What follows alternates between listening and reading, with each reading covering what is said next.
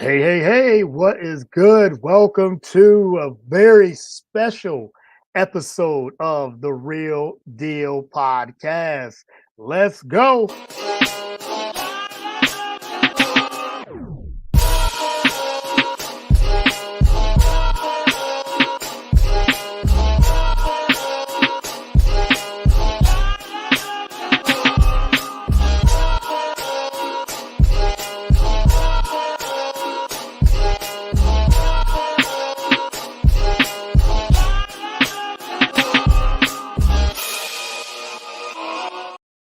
All right, welcome to another great episode of The Real Deal.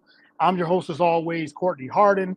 Glad to be back with a new episode. October 10th is 11 a.m. on the East Coast. And this is a special one because my guest here, she, not even guest, a great friend, podcast family, as I say, she's really podcast family. She was one of my first guests many years ago.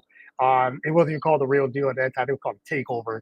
But we've been doing quite a few shows, quite a few episodes over the last, I would say, 7, 8 years or so. And she's like I said, incredible person. She's a New York Times best-selling author.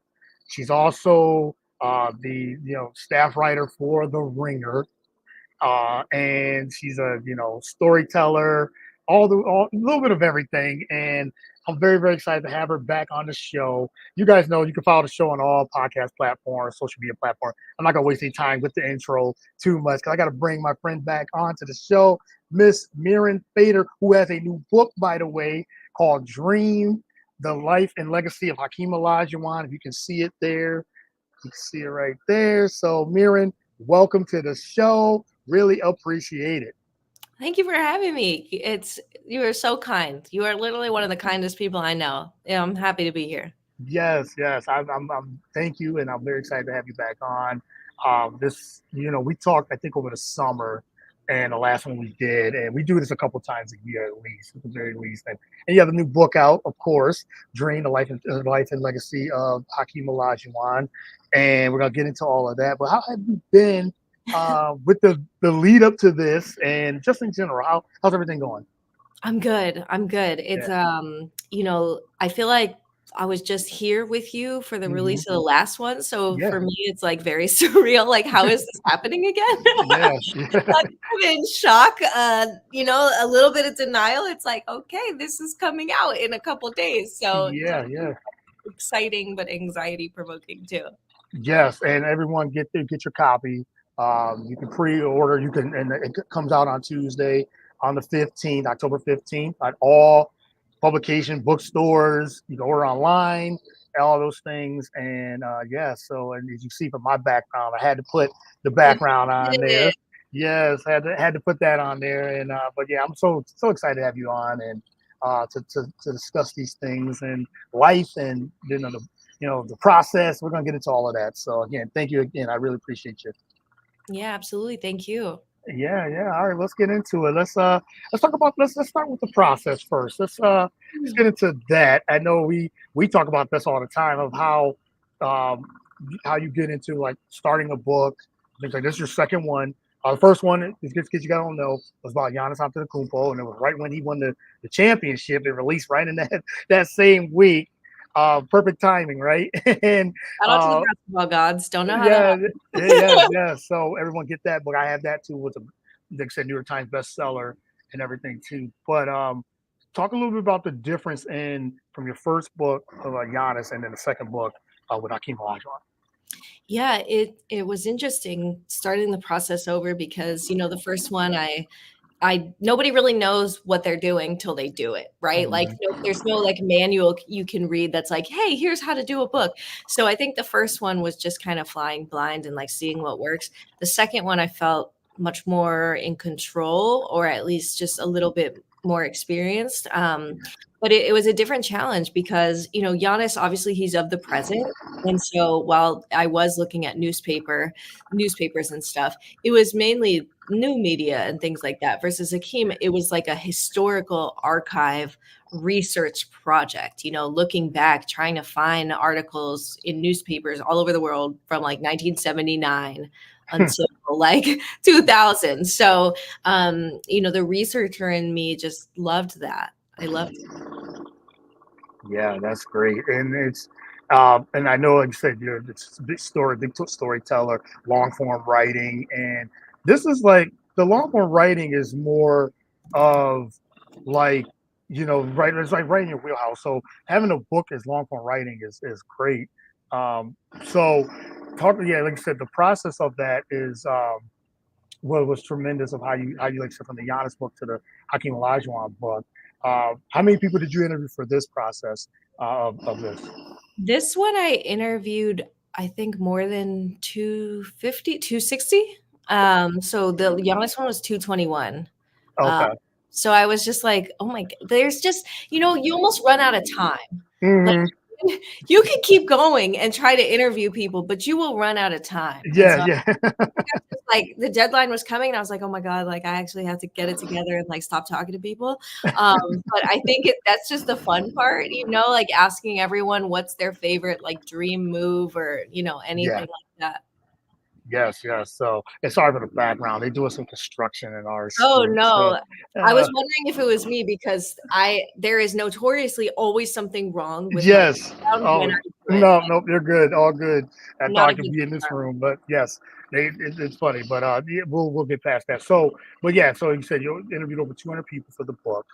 And so let's get into the book. It's like I said about Hakeem Olajuwon. And when you announced this, you had told me this beforehand. I was excited. I'm like, Hakeem Olajuwon is one of the most underrated players Yeah. ever, and it doesn't get talked about enough. When everybody makes their top 10 list, he's either on the outside or people forget about him and everything too. So talk about a little about. I know you've been asked this question because you've been going on doing a lot of podcasts over the last week or so, and somebody's asked you, well, why Hakeem Olajuwon? I'm saying, well, why not Hakeem Olajuwon? So that'd be Right. my question. Why not Hakeem Olajuwon? Yeah, no, I really appreciate how you frame that because I feel so similarly to you. It really kind of bugged me the way that, he's forgotten about almost. And I want to be clear, the NBA players, current, past, present, they are not the ones that have forgotten about him. The respect Mm-hmm. level for him is out of this world. It's the casual fan, it's the Fans. young person, the people under 30 or old. And Yes. every interview I do is like reminding me, like, okay, hold on. Road, right. But that's okay. Um, Yes. and just people forgetting about the legacy, which they should not, Right. and I think also in addition to like what made him so incredible on the court, it was really what made him so incredible off the court that interests me more. Like, from all of our conversations that, I love doing the story on like the human interest element, like what is Yeah. here that is beyond stats and game stuff that can interest people. And so I was like, his story, returning to Islam, all of these things, like nobody's ever gotten into it. So why don't I Right. try to, tell this story and almost introduce him to a new audience? Yeah. You're right. I think that's what it is. It's mostly the new audience, the fans, who Right. don't know how skillful Hakeem was and how was such a great player he is and was, I should say. And I mean, he's a two-time champion and he's had all the accolades, he's got all the skills. He had all the skills and things like that, dream shake and everything too. So it was great that that you said the human element of this, and he's a fascinating story that I'm sure when people get in the book, they'll find out like, wow, he was not just a great player, but a great ambassador for the game and just Right. a great human being for the game as well.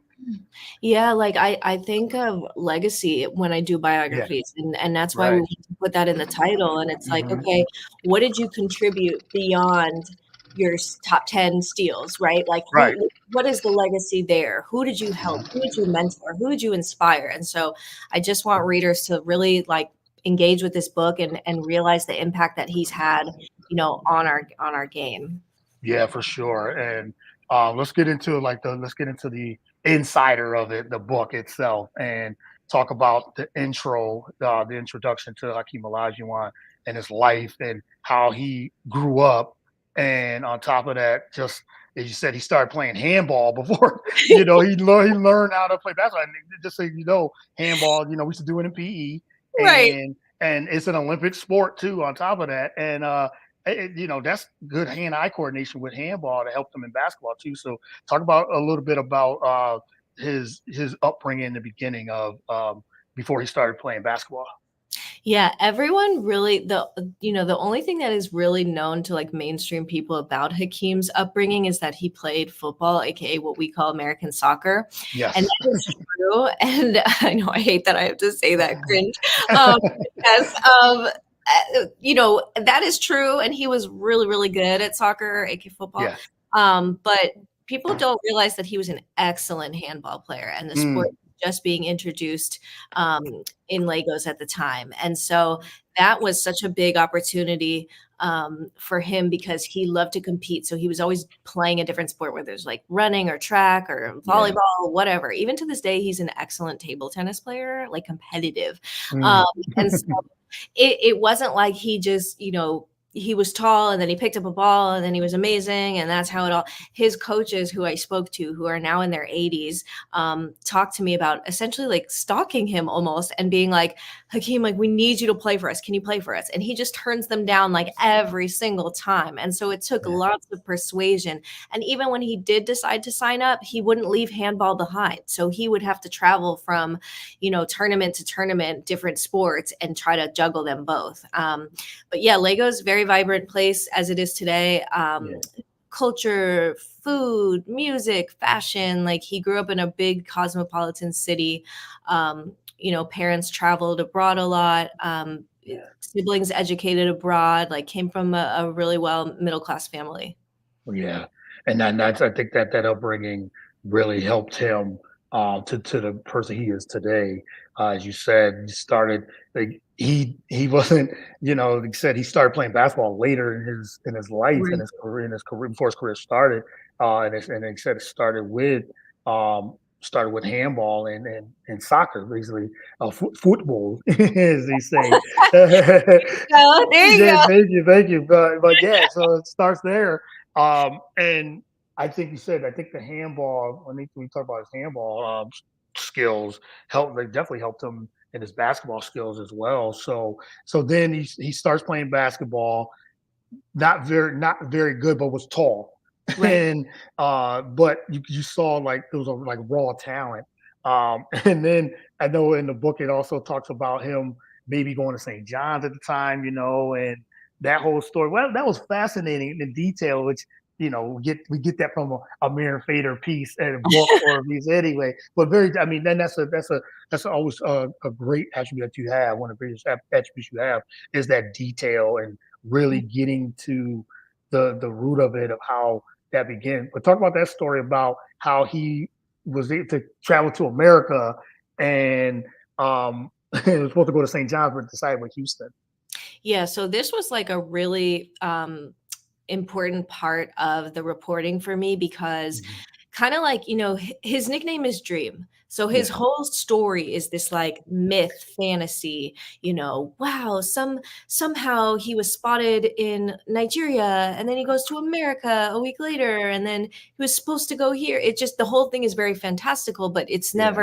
it's never been described like, okay, well, who saw him? How did visa? Where did he go? Yes. So I was like, the origin story I've got to pin down. And Mhm. so it just sounded pretty funky to me. Like there is a white American coach in Africa who just quote discovers him again, like very problematic language. Like, why is he, first of all, why is that guy there? Yeah. Second, what role did he really play? Is this an embellished kind of like white savior? Like I found him. Like, I Mhm. was really troubled by the narrative that has been established throughout all the years. And I discovered that this man, Chris Pond, while he was a coach there, he did not work for the State Department, as many articles at the time of Olajuwon's rise in college would say. So that chapter, I believe it's chapter 4, it really is debunking the myth. So Chris Pond never worked for the State Department. And there is a part of the myth of the story is that Olajuwon lands at JFK in New York and he's supposed to go to St. John's, but he feels a shiver down his spine. So he's so Mhm. cold and he's like, I can't go there. I got to go to Houston. And then, wow, weather dictated history. And now Houston became Phi Slamma Jamma. What a great story. Yeah. Yeah. Five Lamb Jama. I mean, And those Right. guys were just flying up and down. I mean, you talk about someone that was just running gun and just the dunking and the just running. And I mean, yeah, it's a big what if he would have went to St. John's, the Big East at that time too. The basketball culture would have been interesting, but I mean, would have been something with that historical. If he would have went to St. John's, that would have been interesting. Well, and that's why it was so important for me to interview the St. John's coaches, and they were like, "We never had any contact with Chris Mm, Pond, the coach. Like Olajuwon wasn't supposed to come here. We were never recruiting him. There was no plans to have him visit." And so the whole, every couple of years, did St. John's miss out on Olajuwon is not true. yeah, So it was just important for me to unpack that and also just show like, hey, there remains many unanswered questions. Like that's what makes his story so rich and so exciting and also so frustrating is that it's yeah. been interrogated. Yeah, yeah, and it's you're right. It's never really been told in that way. There hasn't been too many stories of Hakeem. Right. And I want to go to the name Hakeem and Akeem. And I Right. think I was telling you this before. I used to collect basketball cards, and they had basketball cards that said Akeem, I and love then like there was another set came out like years later and it said Hakeem, and I'm thinking, okay. All right. So, but then we thought like it was just more of, oh, he just changed his name to Hakeem right. Hakeem. Talk about that story of like his real name is Hakeem Olajuwon. Yeah. So, and you break that down too. Yeah, so I discovered, when he gets to so his name is literally Hakeem with an H. It's always been Yeah. like he Yep. never like changed his name. Like that was always his name. And he gets to the University of Houston, and I discovered like a secretary accidentally like mishears his name because sometimes the when you say it, the H can sound kind of silent. So she writes it Mhm. down as Akeem with an A, and according to his teammates at the time, he really felt like, I can't correct people. Like I'm new here. Like I'm Yeah. adjusting to a new country. Like I don't want to ruffle any feather. Like he was just a really respectful, humble, nice person. And I think he didn't want to disrespect any elders. Like these are lessons that he learned growing up. You show respect to people that are older than you. So he just kind of went with it. But I found the lone woman reporter at the time, Mhm. and she interviewed him, and he wrote his name down for her with an H. So that to me is evidence that yes, he did not correct others. He went with the wrong name, but he always like saw his name as it was. It wasn't until years later when we get to the gut of the book, the middle of the book, when he's going through this, reclamation of his Muslim faith, and that he realizes like, you know what, I want to be called by my actual name. And so he tells the press, he tells everybody. And so people think he quote converted to Islam. Not true. He returned to it. And by returning to it, he had to return to the actual real pronunciation of his name. Yeah, and I mean, so many fascinating details of Hakeem's story, and that was one of them. And with the name, and then he said faith was a big part of him. Is it still is a Yeah. huge part of his life and everything too. So we're looking at a little bit of that. Let's talk about the 1984 draft Mhm. and uh, him as the number one pick over Michael Jordan. And it's interesting. I heard you on Ryan Russillo's podcast. I told you I listened to a lot of your podcasts this week, and I knew you were just the promoting, but also just letting the story be told from that perspective. And but the '84 draft with Hakeem, Sam Bowie, Michael Jordan being the third pick, and a lot of fans would always say, "Well, how can the Houston Rockets? How can they pick Hakeem over Michael Jordan?" It's like, well, it was a big man with skill Yeah. that they wanted someone like Hakeem, and you said Michael Jordan would say the same thing. He's had said, yeah, Hakeem should have been number one pick, and it's hard for Jordan fans. And I'm one of them, but I'm one of the ones that know how great Hakeem is, Right. how that is. So talk about the '84 draft and how that all came about. Yeah, it was so interesting talking with Rod Thorne and Mike Tebow. These are the two people pretty much responsible for the drafting Mhm. of Jordan. And Mike Tebow, who is with the Mystics, I believe now in the WNBA. I I could think be wrong, so. but he Yeah. is WNBA. He was talking about how like he accidentally went to one of Olajuwon's first ever practices to see another player, like to scout another player. And Mm. he's like, who is that? You know, and he's just kind of like intrigued. Nothing is really standing out, but he's like, okay, the guy plays really hard.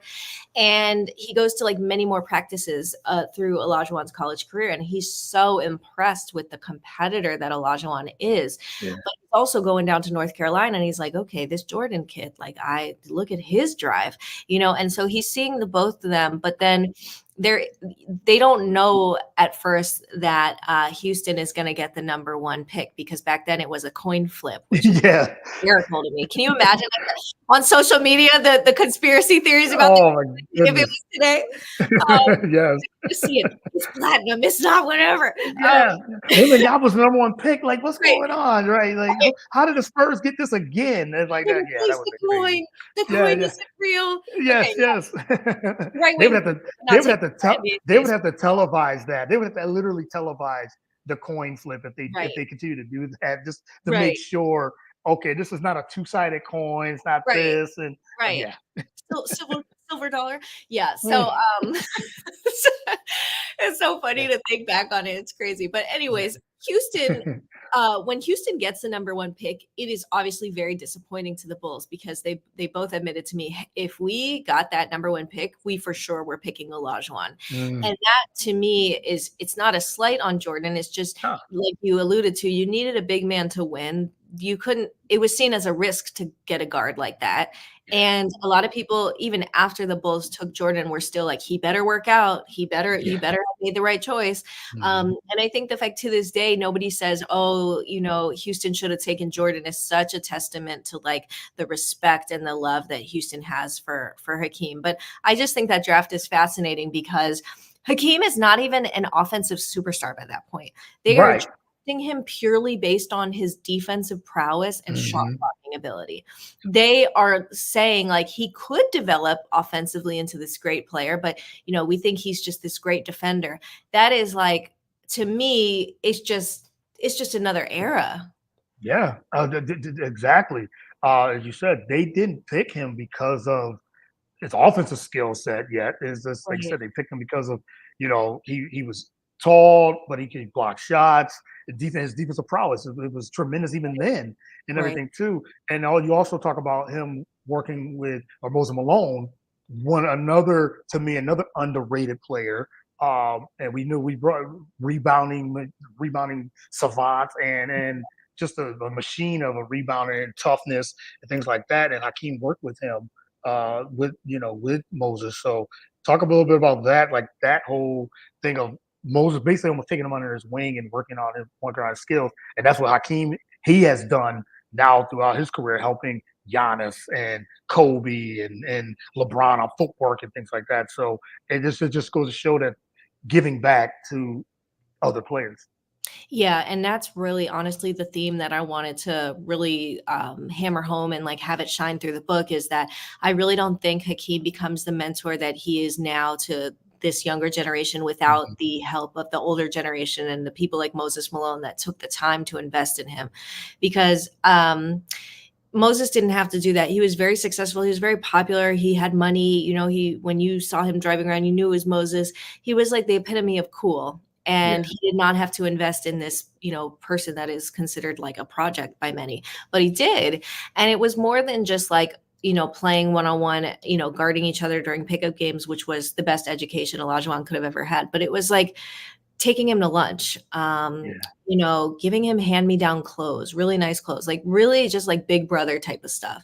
And a lot of people were really sad talking about Moses because, you know, he has passed away, but that yeah. was the consistent theme of them talking about Moses was like he was a giver and he gave and gave and gave. Even when he had his role in the Retired Players Association, he was always looking for, you know, opportunities for his, you know, fellow NBA alumni. And I see Olajuwon as like a giver. That's what I think when I think of Mhm. Olajuwon. And I know it's intimately tied to the example that Malone set for him.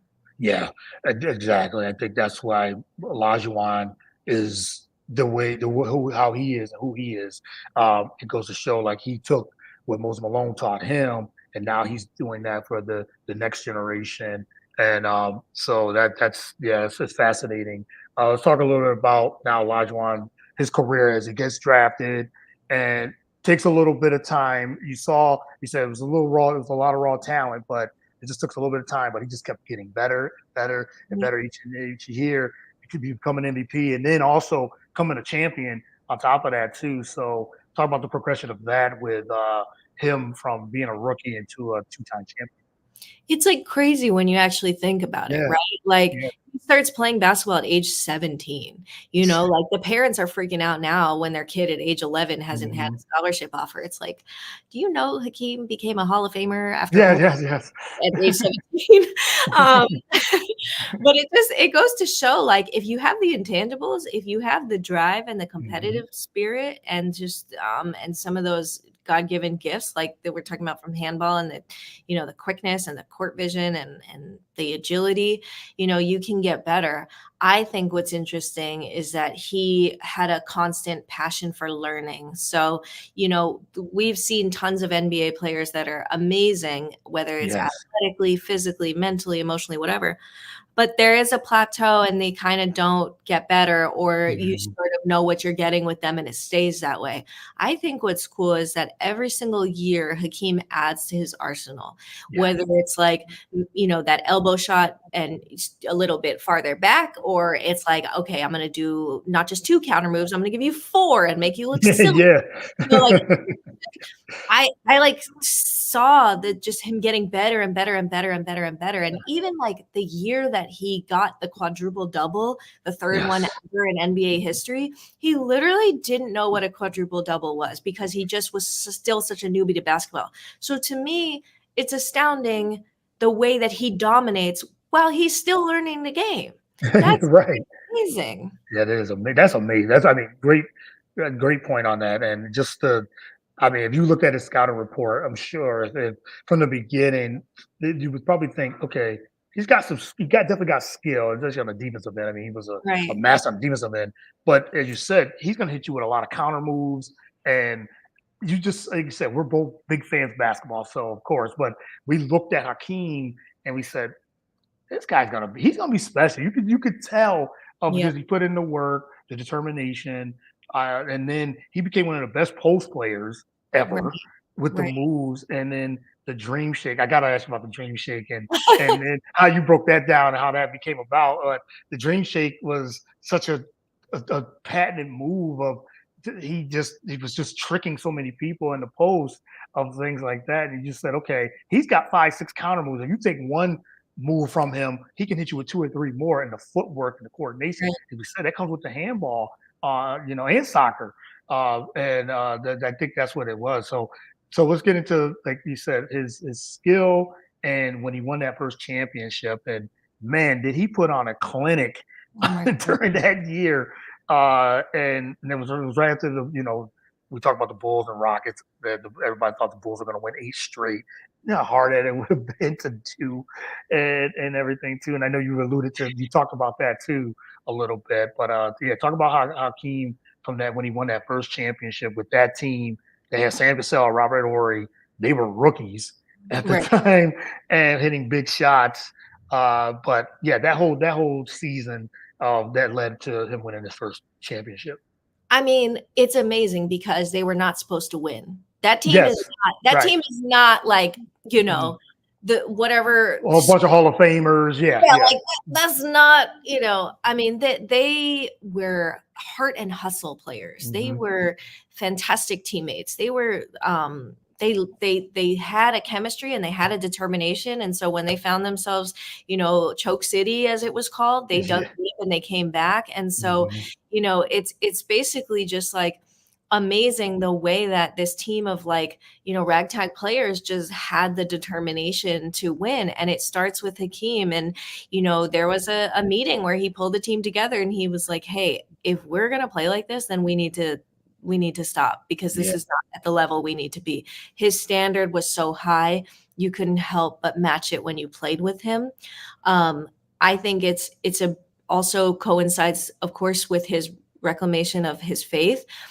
To me, he was just such a spiritually sound person, a person Yeah. that his life was bigger than basketball. It was devoted to a higher being. So his perspective was in the right place. Like everything was just clicking. Rudy Tomjanovich finally became the head coach. So, that first championship was so, so special. And to me, the best part of reporting that wasn't even like you said, the clinic that he put on, which again, that was so cool. I'd be at the coffee shop working on this, looking at highlights, and people would be looking over my shoulder like, what is she doing? And I'm like, Yeah. I'm looking, this is work. I'm on This YouTube. work. I'm working. Yes. I swear I'm working. But the thing that I found, most meaningful was like after they win that first championship, instead of going out and celebrating with his teammates, drinking, doing all the things that one would do, partying, he goes back to the mosque. And I spoke with somebody who was there that night, and it was so emotional for him to see how emotional HAKEEM was, and just the fact that he was there. Yeah. That's like LeBron winning the title and then going to church right after. Right. Yeah. Average people in the city. I cannot even imagine that. Yeah. No. Right. And then can you imagine if we had social media back then too, Oh my as you God. said, with the conspiracy with the draft, and then, I mean, there are already conspiracy with that anyway, even today. Right. But conspiracy of someone of HAKEEM's caliber uh, going to the mosque and then not even celebrating the way people think he should with the drinking and all that. And you had said something too about he had the expensive champagne, and he's like, I can't drink this because of my faith. And I definitely want to dive into that because I think that's one of the most important pieces of this. Like I said, fascinating book, and I told you this is fascinating.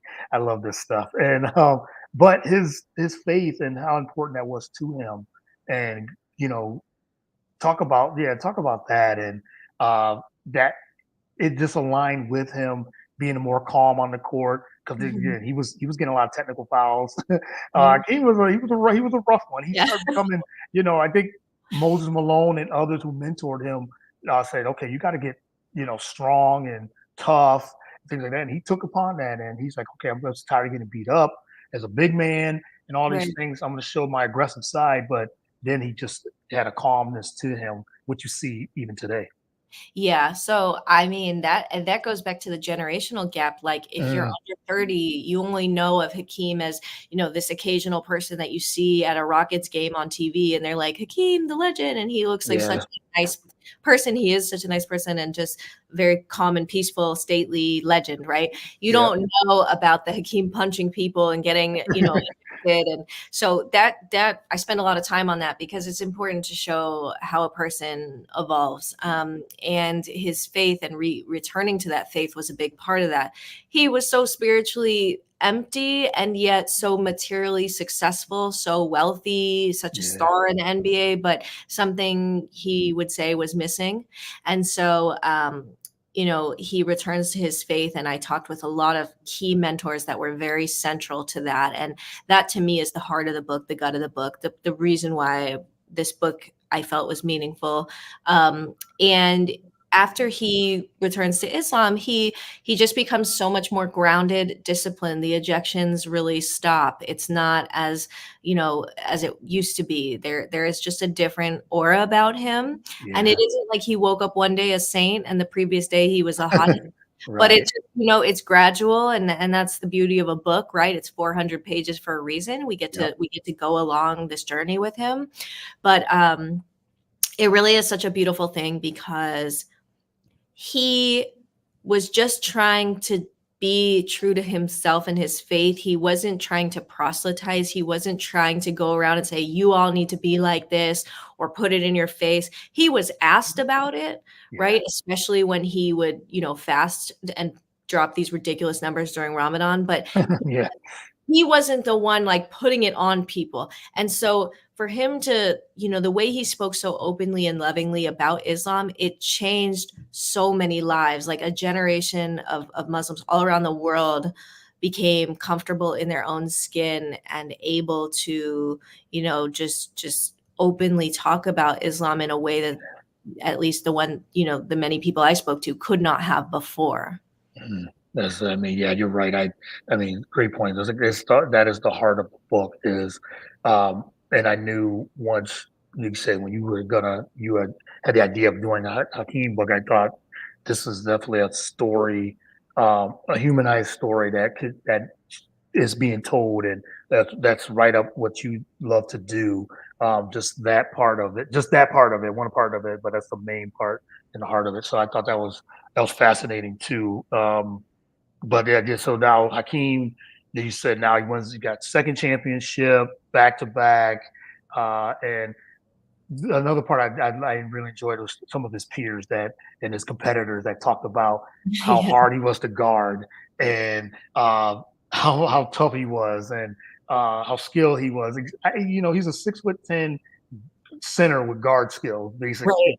With a lot of guard skills, and can still bang with the bigger players and really and like he took apart David Robinson. And David Robinson is a great center, great center. Right. Yes, yes, Great. yes, and great defender, great player. But Hakeem took him apart. Yeah, they went against that Magic team, and he dominated Shaq. And Shaq even says himself that Hakeem was one of the guys that he was just hard to guard. He was we just didn't know what he was going to bring. So I wanted to talk about a little bit of that. And I know you all interviewed Sharif Abdul Rahim. I saw that. Mhm. That was fascinating. A great dialogue in that too. But talk about what the players said about him as a person and as a player. Those were my favorite interviews. First of all, Mm-hmm. Shaq, such a good interview. And he was like, he respects Hakeem so much. He was like, I showed him a little bit too much respect in that night Yes. when the Magic got swept. But no, he was like, look, I put Hakeem ahead of me all time, every single time. And so I was like, you heard it from Shaq himself. Yeah.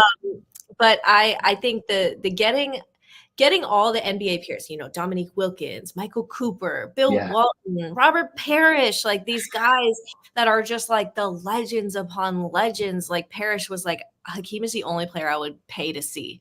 I mean, the anecdotes between them, Hakeem wasn't afraid of him. He just walked up to him in the 86, finals Yeah. with Chief, and like insane.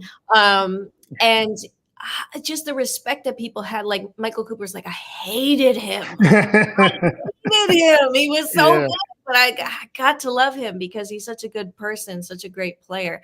The Mario Ellie, like just saying, like, he was doing things in those playoffs in 94, 95 that we hadn't seen before. We hadn't seen. So Yeah. to me, it's like, yes, I interview people for a living, and it's very rare to have over 200 people all say really positive things about a person. But that just speaks to the talent and the character of this person. Yeah, definitely the character. And he said on top of that, the talent is just, yeah, I can't tell you enough how much I enjoyed your Giannis book, and I really enjoyed this one too. So, Thank you. but let the fans and the ones that will be picking up the book, uh, if you had to say one statement or one line of uh, what they're gonna get, if you overall what they're gonna get when they pick up the book. Wow. You are going to get a total 360 look on a player that has changed the way we play basketball in America and around the world. Everything you see now about positionless basketball, international basketball, African superstars dominating NBA basketball, it all traces back to Hakeem. Yeah. If you want to understand the present game, you've got to understand Hakeem's story. I love that. And they said the globalization of where basketball is today. I mean, Right. Hakeem was right there. You said in the late to Kevin Mutombo. They're just players on top. Even today, Giannis and Joel Embiid. Uh, like the list goes on and on. Like from Turner Whiskey and the international basketball starts with Hakeem Olajuwon. It Right. really does, and what he stood for and the standard. So you're going to get a lot of, like I said, if you're a basketball fan or Hakeem or just a Hakeem Olajuwon fan, just a Rockets fan, this is the one. This is the story of the history and the legacy of Hakeem Olajuwon. So everyone pick up the book for sure. You will enjoy it. And he said Mirin's an incredible writer. Just like I said, humanized storytelling and everything. You get it all. with this one. This is one for the ages. So congratulations Thank you. on this book for sure and everything too. But before I let you go, I wanted to let's talk about the Dream Shake. I forgot I was going to talk about Oh that. yeah, yeah. Yeah, Okay. yeah, we got to talk about that. And then I want to ask you about your Paige Beckers and her Okay. expertise for this year, and then we'll wrap up with you with your tour that's coming up, your book tour Oh that's my coming up. Yes, God, this is amazing. yes, yes. So, but yeah, Dream Shake, and talk about how that got started. What's the real story of the Dream Shake? Because there's been so many things that have been said about how did you do it or how it started and things like Right. that. But what was your take on the Dream Shake? Yeah. So, throughout the years, people say, okay, it's the influence of football, aka American soccer. Okay, Hmm. we've got handball influence. But I discovered, it's a mix of a lot of things. And one of those things that people don't know that it stems back to is actually a Nigerian legend named Yomi Sangodeyi. He was just a phenomenal center. He could shoot. He was the one that Hakeem looked up to growing up. And a lot of of their former teammates and coaches between Yomi and Hakeem say that Yomi was doing this sort of shake, go one way, go the other, and so Hakeem kind of saw that, and it wasn't like Yomi called it the dream shake, but he would do a little shimmy to get his shot off, and so that seed was planted very very early for Hakeem. And so by the time he develops his offensive arsenal, which again is a mix of all of his coaching, Carol Yeah. Dawson, Pete Newell, Moses Malone, all this stuff. Yomi's shake is very much part of that. I talked with Hmm. his wife, Yomi passed away during COVID. But his wife was saying, he and Hakeem were brothers and they were very, very close. And so there is, this sense that part of it came from him. So I just wanted to give him his flowers too. Yeah. As much as this book is about how Hakeem is a pioneer, Yomi was a pioneer for Hakeem. Wow. Love that. Oh my goodness, that was so great. Yes, the Dream Shake and Hakeem, he used it so much and he dominated with it. The moves and it was like head fakes and footwork and like I said, when he got in that post, he would face you up, he would back you down, he would I mean he had David Robinson, the highlight, he had David Robinson jumping two, three Right. times Right. with the head fake, the ball fake, and then boom, he's up and then he scores. And that dominance with that. So that was tremendous. All right, I'm gonna put you on the spot a little bit with this one. I want to ask you, Hakeem Olajuwon. If you had to rank your centers, where does he rank in your centers of all time? Oh God. I tend to agree with Shaq. He's like my third. Okay. Shaq's my All right. fourth. All right. Kareem third. Russell first. Okay. Okay. But I know people are like, oh my God, I get whatever. But I think I take into account the holistic. Yeah. What is a player's impact? And there just was nobody like Hakeem. Yeah. For sure. For sure. I mean, I my list changes too. I mean, it's like we do top five lists all the time and top 10. But if I do top five centers, I would go Kareem one, two, probably Russell. Yeah, two Russell, three Wilt, and then I have Hakeem and Yeah. Shaq, or Shaq Hakeem, just depends. But Right. my list it changes all the time too. Right. So so yeah. But yeah, I had to ask you what were your top five centers? Yes, because but you said Believe I forgot Wilt. Yeah, gotta put Wilt in there. yeah, Will's up there too. And Hakeem said he was good on both ends of the floor. He was Right. great on offense and defense. So Yeah. and most of those centers are the same. So they were great on both ends. I mean, there's so many great centers. Bill Walton, Moses Malone. Yeah, so many good ones. So but Right. yeah, everyone, yes, the book comes out October 15th. Get it, pre-order, go to your store, get it, local store, Barnes and Noble, Amazon. You can order from Amazon, you can order from your local bookstore. It's everywhere. So definitely make Mirin another New York Times best-selling author. I don't Please, know. yes, yes. You're doing your rounds. You're on the podcast, you're on my podcast, which I've always enjoyed that. So, but yeah, it's but I'm looking forward to seeing that the book do well and success and all that too. So, but I want to transition to Paige Becker's. article that you had, another great one. I know, like what I always say, a Mirin Fader masterpiece again. Thank But you. Paige Becker's the UConn superstar who will be playing her last year. She's had some injuries, but I mean, this woman is a problem on the court. Like she Right. is a problem. I always say she's the before Caitlin Clark became Caitlin Clark. Paige Beckers was that is and still is Right. that woman. But discuss a little bit of the article that you did, the piece you did on Paige Beckers. I know it's so funny. Like I was thinking, like, why did I want? I'm like, yeah, Paige is that girl. Like that. Yeah, That's she's that always girl. just been in my head. Like She's she that just girl. Yeah. really is. I think Paige it has an extraordinary story. I think that her career hasn't gone the way that anyone would have predicted in the sense of injury Mm, and being out. There is something to be said for the urgency of coming back. She could have gone to the WNBA and she decides to come back and she's got this one mission to win this title. And yeah. I really wanted to show the stakes of this season up high in the story of like basically Gino Ariema saying she, if they don't win, she could be the greatest player to come here and not win. And that is a very, very hard thing. Yeah. However, the two of them are not looking at it every single day like championship or bust. It's about the little things you do each day on the journey. And so what this piece is really about is Paige needs to evolve in order to get what she wants, which is a championship. And Right. Gino wants her to be more, quote, selfish. Paige likes the word aggressive. For Paige, there's these two sides of her. One is called the giver and one is called the killer. Mm, And she's such a giver. She's known for, being such a great teammate and making sure everybody's satisfied and passing the ball. And she's a great passer. But coach wants her to be more like former, UConn legend Tarazi, which, as he says, is an FU mentality.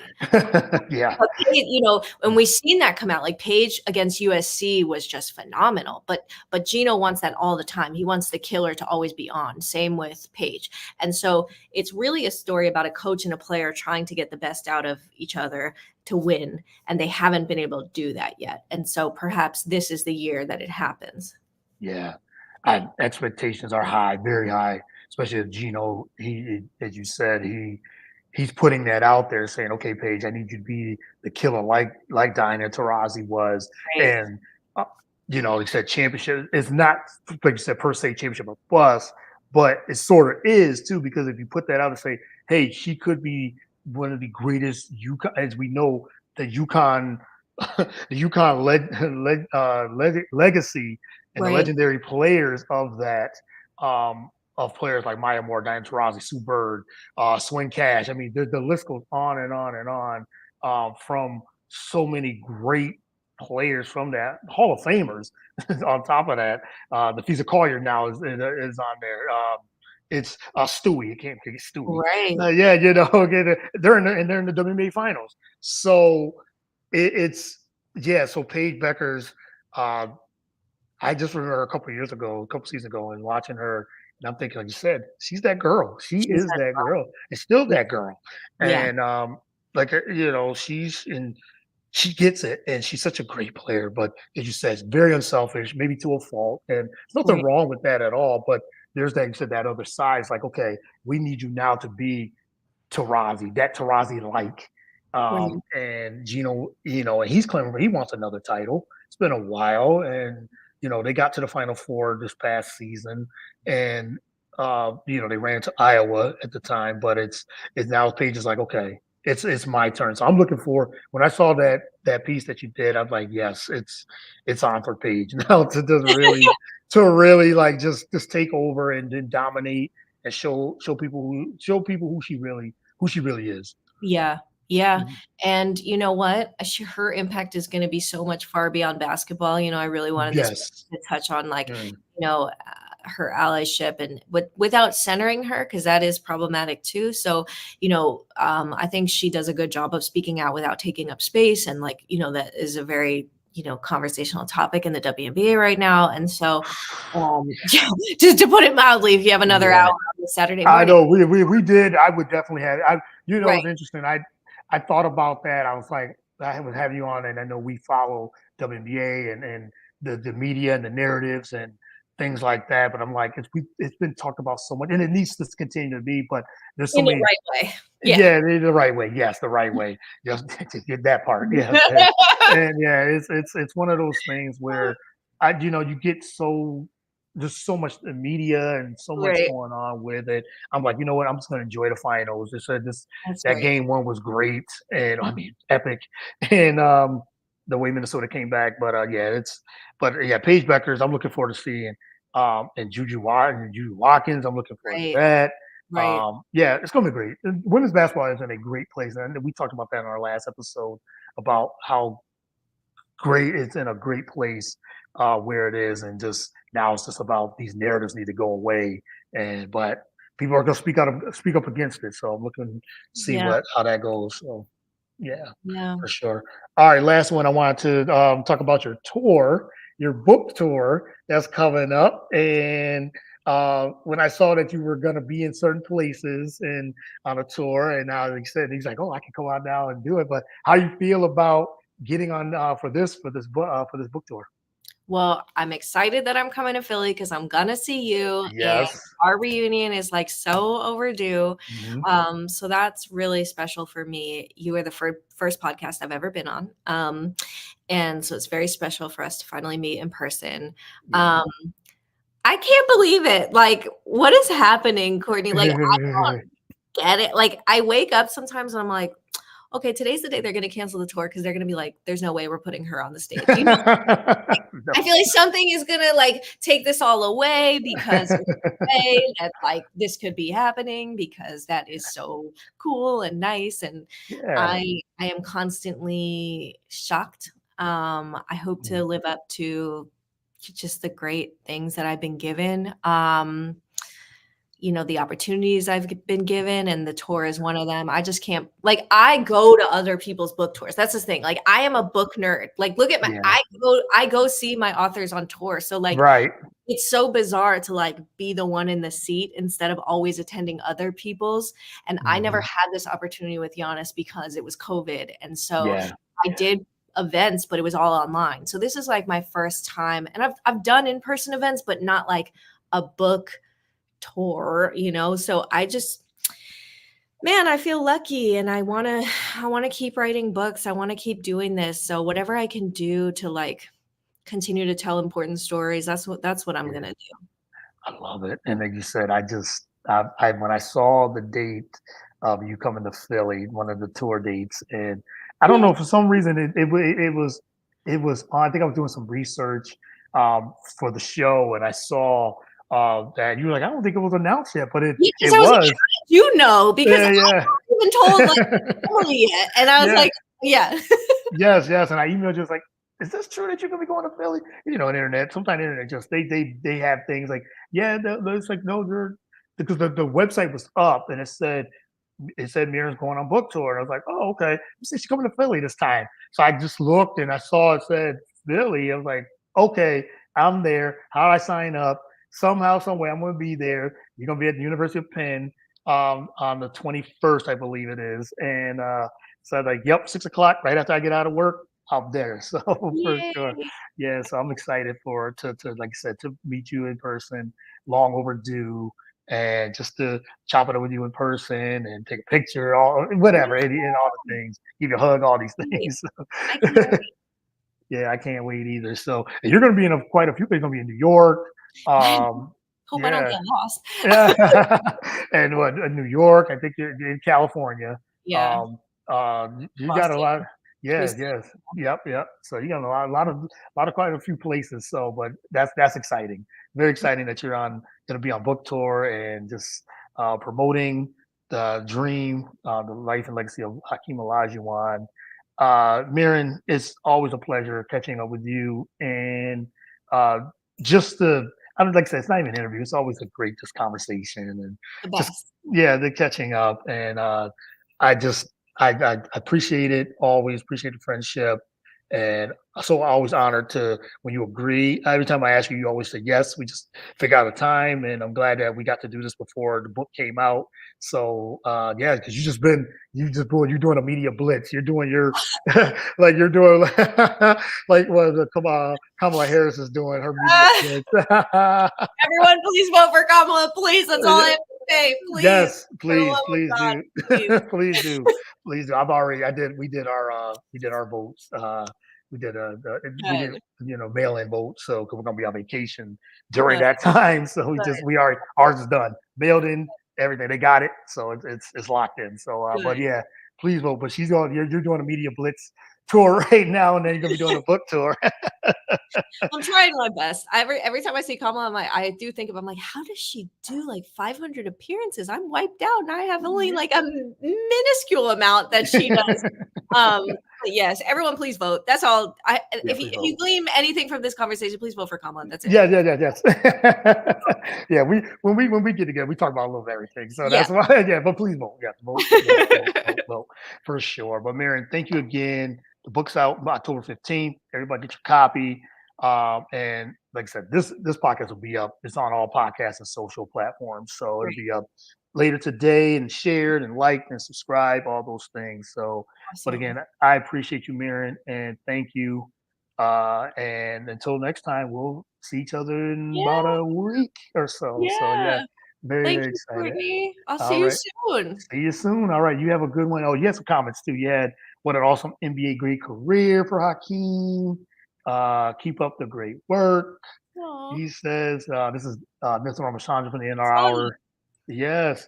So good. So good. All right. Well, you enjoy the rest of your day, You and too. you got a busy couple weeks coming up. So, all right. Yes. We definitely pray for you. Pray for your, yes. Pray for your travel and everything too, for sure. And get some rest. Get some rest. And Thank everything. you, Oh, Courtney. the last thing I want to ask you before we Yeah. go, what's next for you? I think I ask you this every time. And I know enjoy the moment for real, for sure. But what's anything coming up? Or just gonna just enjoy this moment of the book. I um definitely want to write a third book. I think that is coming. So Mhm. that is we will discuss that when we can discuss that. Yep. Caitlin Clark, maybe. There's somebody else writing that right now. Yeah. But I do want to plug a story I just did on Book Mm, Richardson the other day. yes, of course. Yep. Please read this, everyone. He is Mhm. seeking a federal pardon from Joe Biden. He is a really great coach. He has been through a lot. It's a very complex story. Please share it. In the story, Yes. you see his pardon. In my tweet, you see his pardon. Please share that. Share that for yes, definitely share that story because I read that too, and yes, share it and read it for because it's about second chances Yeah, basically, and right. you know everybody deserves a second chance. So I agree with that totally. So all right, well yes, thank you again, Marin. I don't want to keep up too much of your time. I'm sure you got some more other podcasts coming up, or It's my favorite podcast, but thank you so much. I appreciate that. I really do. All right, then you enjoy, and like I said, I'll see you next week. I'll see you then. Yeah, Bye, see you Courtney. then. All right, have a good one. Thanks. Okay.